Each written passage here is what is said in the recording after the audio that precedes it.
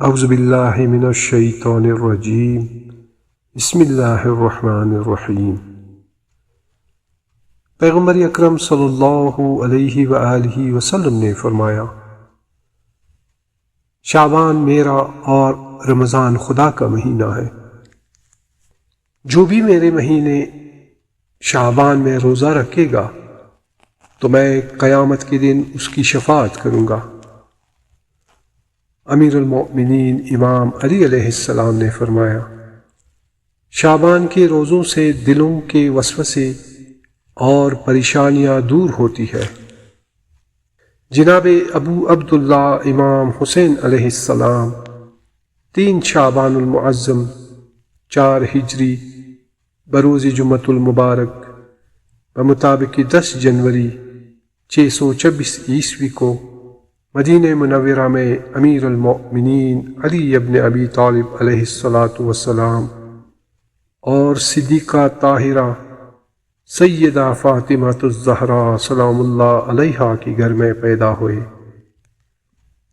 آپ علیہ السلام کا سب سے پہلا امتیاز یہ ہے کہ شکم اطہر میں کل 6 ماہ رہے، جس کی نظیر تاریخی انبیاء علیہ السلام میں جناب عیسیٰ علیہ السلام اور جناب یحییٰ علیہ السلام کے علاوہ کسی اور مقام پر نہیں ملتی۔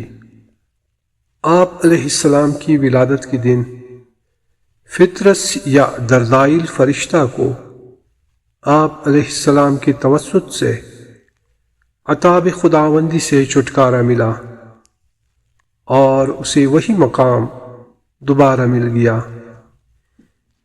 3 شعبان المعظم 60 ہجری شب جمعہ امام زاہد و عابد ابو علی امام حسین علیہ السلام وارد مکہ مکرمہ ہوئے اور ذی الحج تک آپ علیہ السلام نے یہاں اقامت فرمائی۔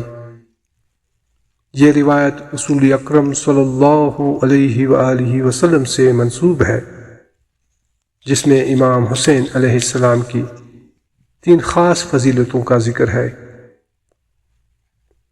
تربت امام حسین علیہ السلام کو خاک شفا قرار دیا گیا۔ گنبد امام حسین علیہ السلام کے نیچے دعا مستجاب ہے۔ اس کے بعد سارے ائمہ اطہار علیہ السلام آپ کی ذریت سے ہیں۔ امام حسین علیہ السلام نے فرمایا،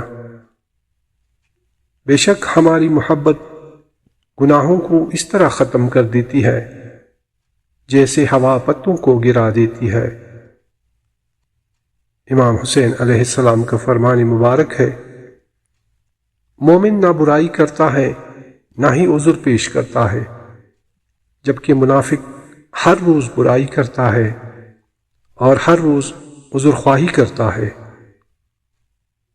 حضرت ابا عبداللہ امام حسین علیہ السلام نے فرمایا، انتہائی درگزر کرنے والے وہ ہیں جو اقتدار میں ہونے کے باوجود درگزر کرے۔